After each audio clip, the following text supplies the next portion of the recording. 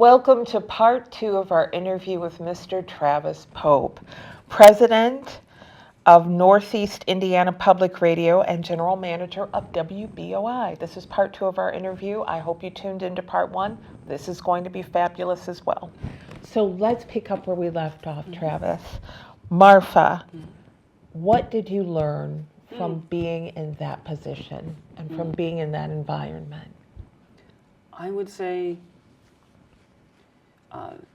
the Virginia station taught me how to think. I had mentors there who've been in public radio for a very long time. Okay. And it taught me about the average quarter hour, about maintenance, about the proper scheduling of a break. Marfa taught me how to feel.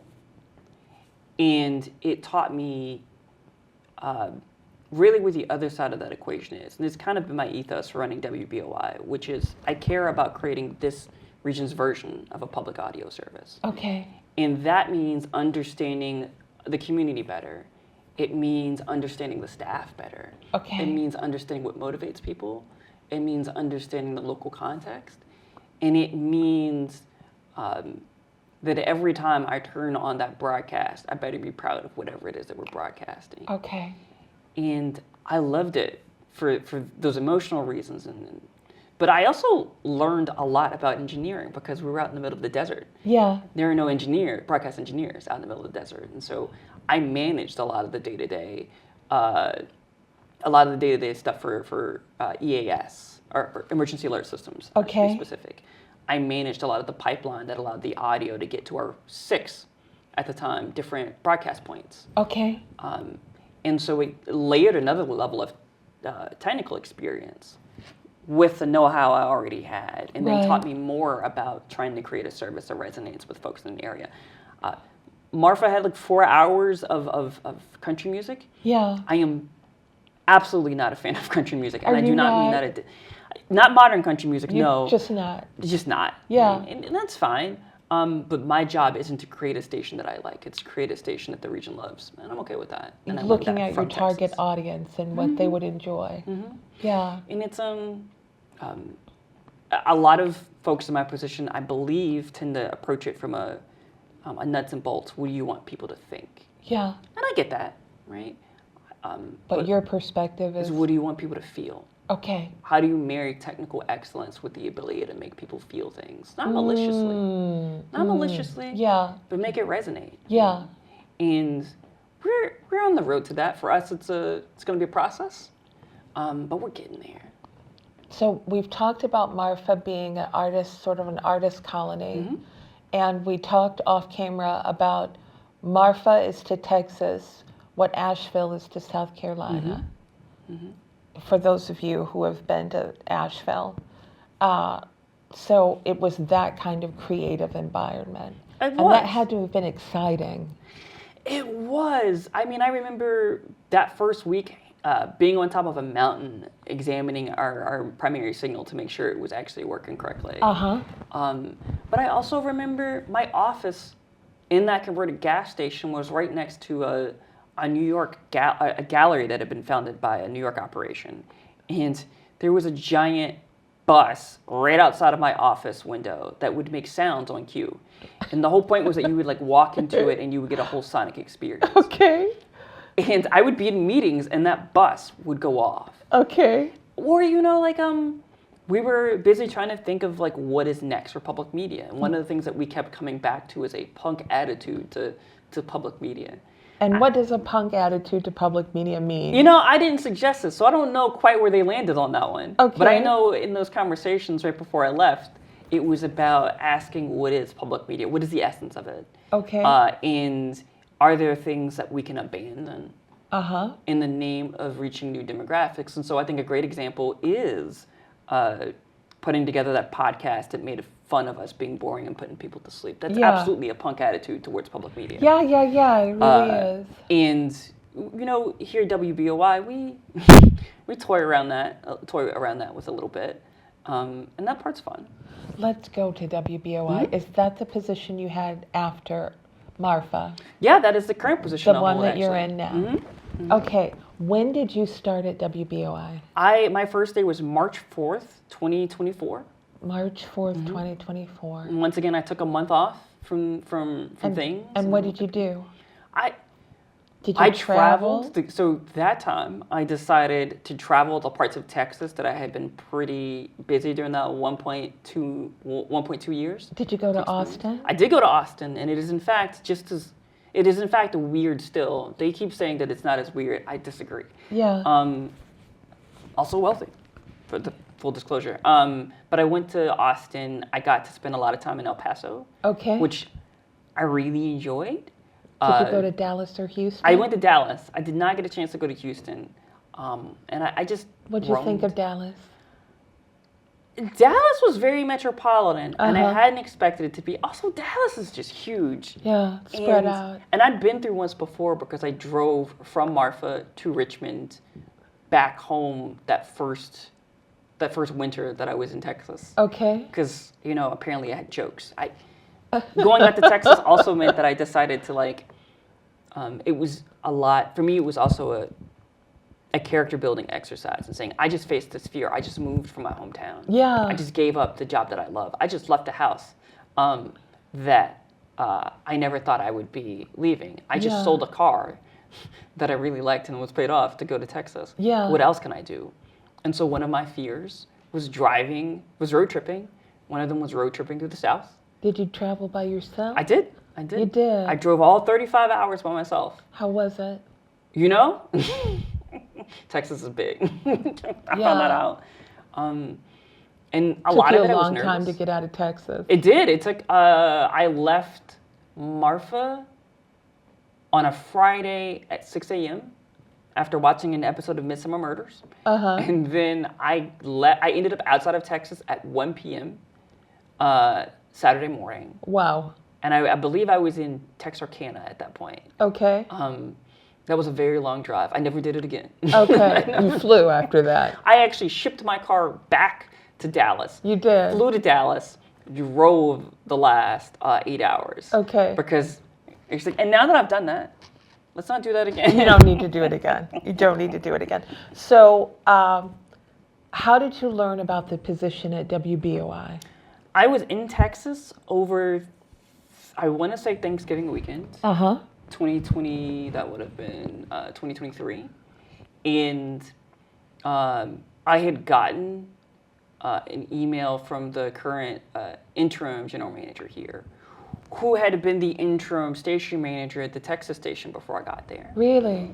And he said, hey, do you mind sharing this job description with anyone who might be interested? And I said, sure. And this was in September, and I shared it. And then in November, on Thanksgiving week, he hit me up again and he said, hey, did you share that job description with anyone? And I said, sure, I shared it with all my publics. How's it going? And they hadn't found anyone yet. Okay. And they were in the process of interviews. Okay. And I said, oh, okay, well, I don't mind sharing it again. And the next call was from a recruiter. And he was great. And he said, can we have a deep conversation tomorrow about this job? Okay. Or jobs. And I thought, oh, well, sure. Okay. And so, always be closing, right? Yeah. Something Robert Moore, my grandfather, taught me. Yeah. And so I took the call and he started describing the station. And by this point, I had already been in Marfa for about a year and 2 months, or a year at that point. Okay. And I really enjoyed it. Yeah. And I kind of loved it, and it was very rarefied. And Yeah. I thought, I already left a team once, and a job I loved once. Right.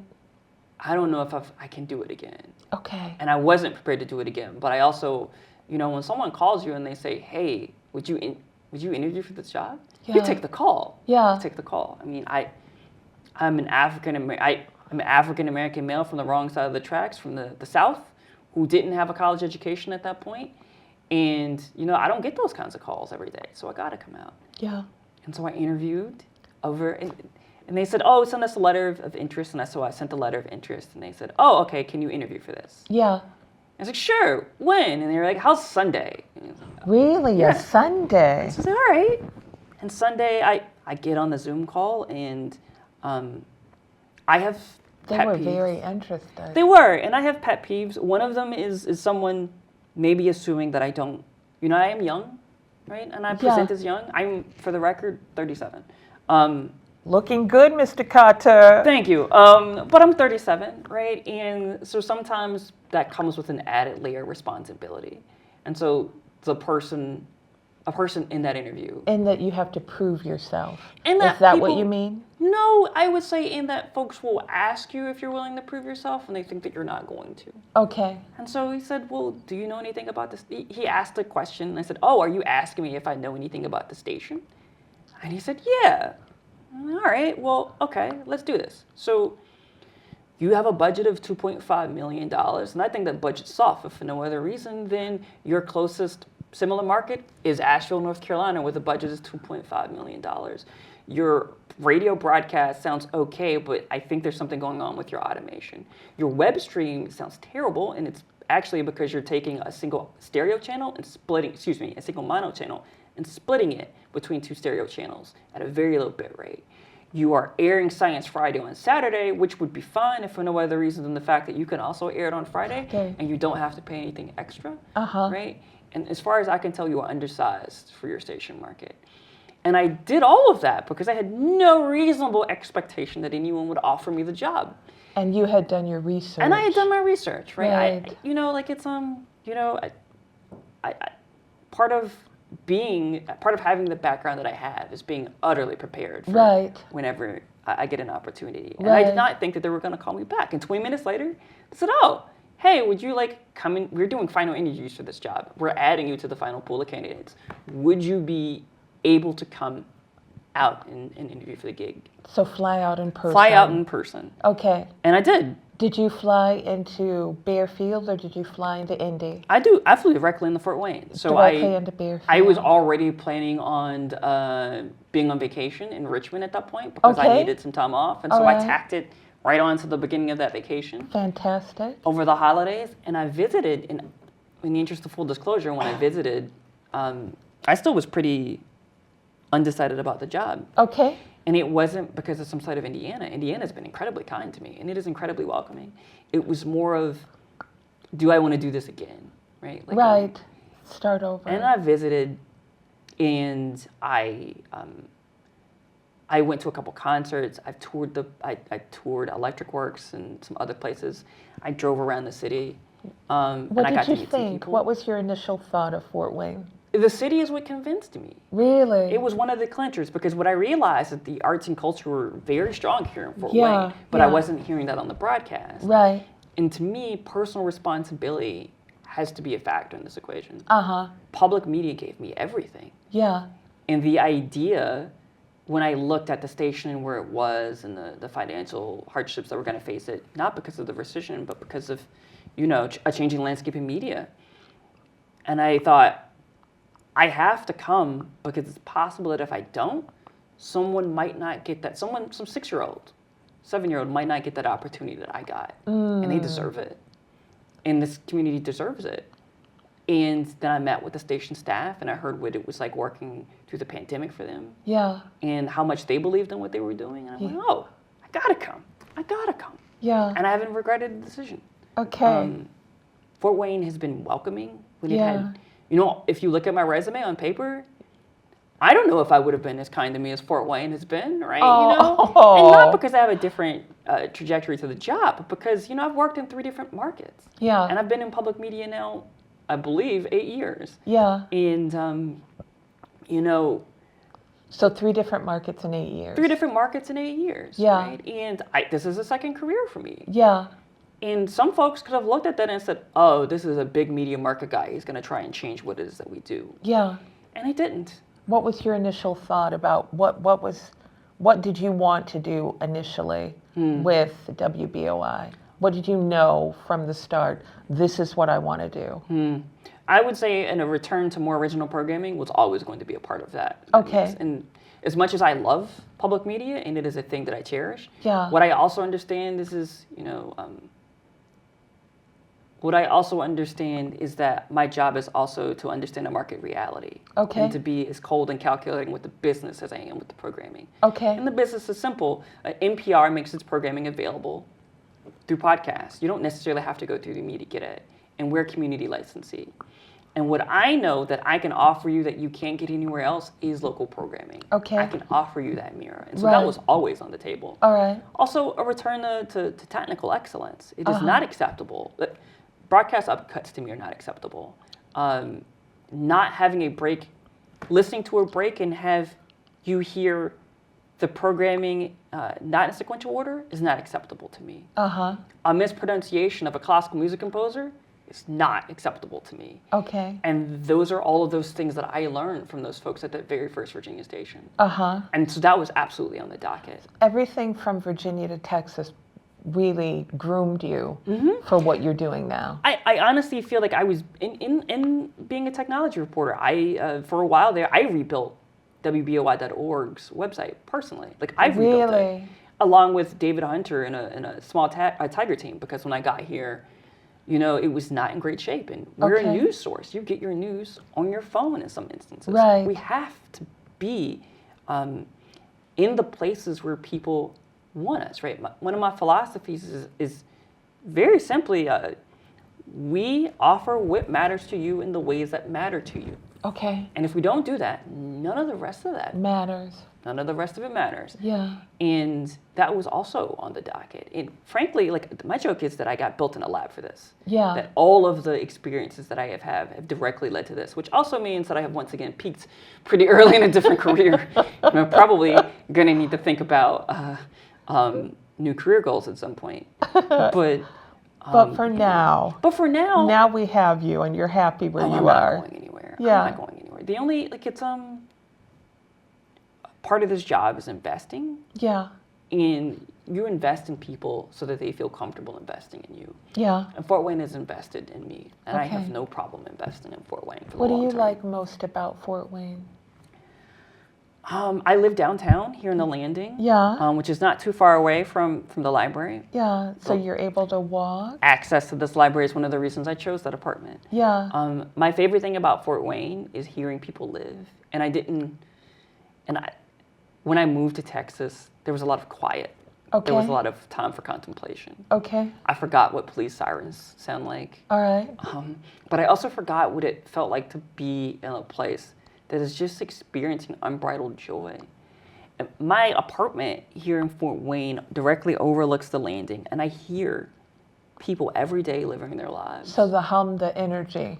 The energy, the way like some kid's cackling because he just lost his balloon. Or some couple is getting married and I'm not completely dead inside yet. And every once in a while I think, oh, isn't that adorable? The sounds of a car. Like of the sounds life. Yes. The sounds of life. And we take it for granted. Yeah. And when I have hard days, and, lately those have been a lot, when I think about what it is that I'm doing and why I left all of my family, they all reside in Richmond. Yeah. And why I left 2 different sets of staff that I enjoyed. And, yeah. 6 sets of call letters that I appreciated, 11 sets of call letters that I appreciated. I think about why I'm doing it, and it's in service of those people who are laughing, who are listening in the car and finding out about something that they didn't know about, or listening to our music programming and discovering a song that they never heard before. Now, you have said that there's also room for pure joy on public radio. Absolutely. How does that translate? For me, so behind the scenes in radio, so when time goes forward or time goes back, you have to adjust programming. So right. At some point you have to have 25 hours of programming for a 24-hour day. And my operations director, Zach Bernard, jokingly, we were trying to figure out ways to cover it. And so he said, we should do a hard rock show or heavy metal show. And he's like, oh, okay. He's like, yeah, we could do a heavy metal show and we'll call it The Void. And he had it all planned out. And I thought, and he was joking. Okay. And I thought, why can't we? Why can't we do that? And we did it. My only condition was that we didn't tell people that we were doing it because I wanted it to be an Easter egg in the broadcast day. I wanted someone to wake up at 3 o'clock in the morning and go, what is this? And it happened.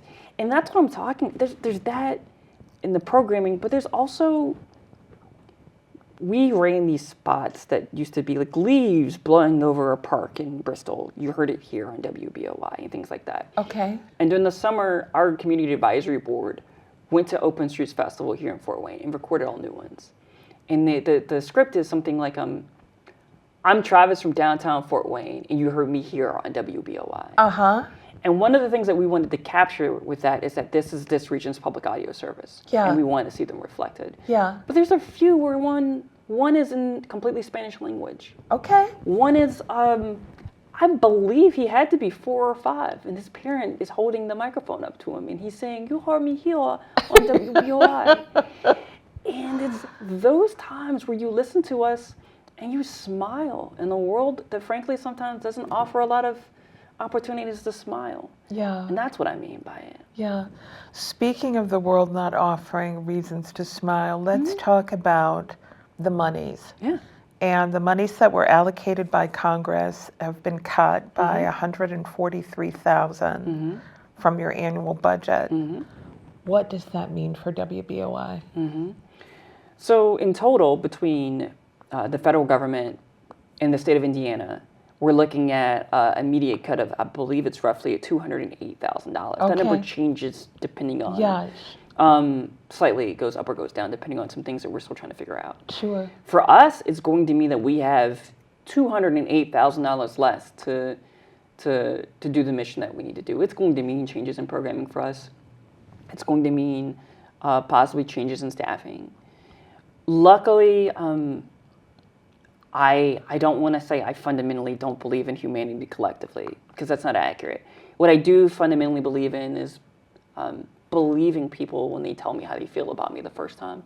And I believe that we had, at least since last fall, to consider what the ramifications were for some of the legislation that had been forecasted. Okay.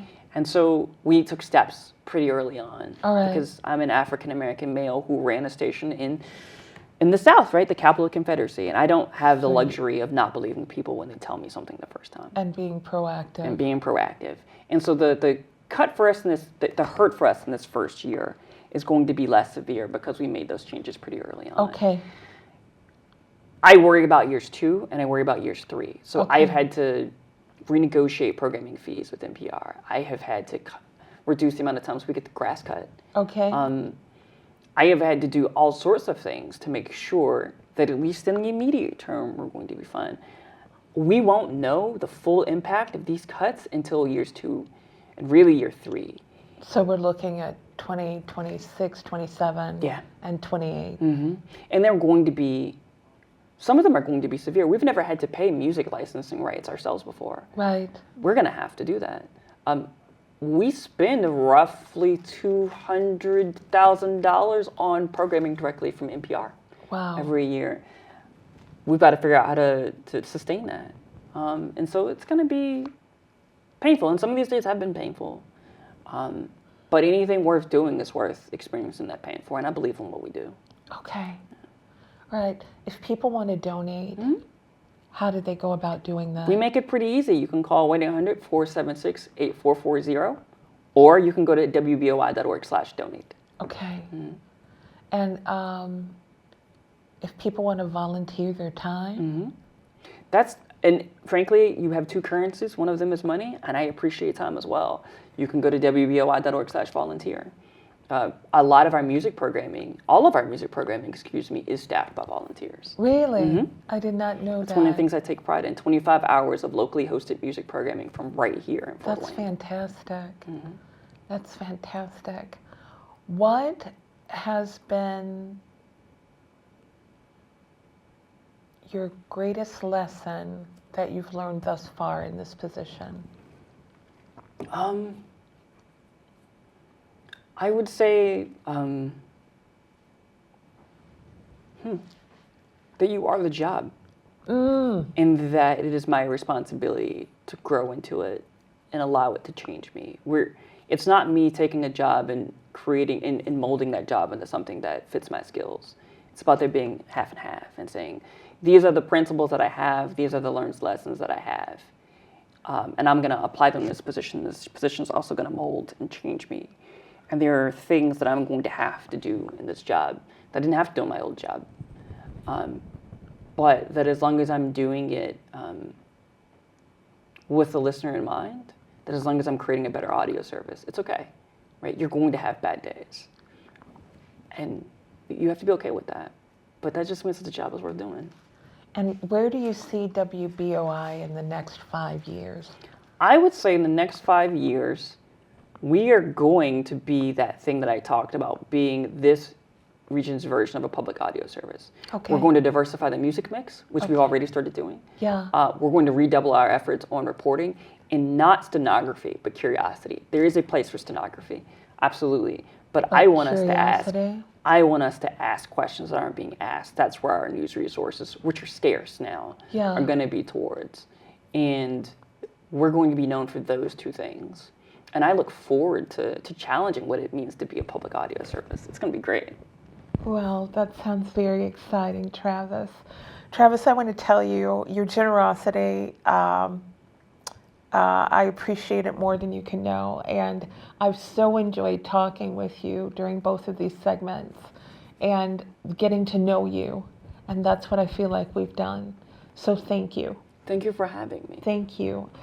And thank you for tuning in, and you be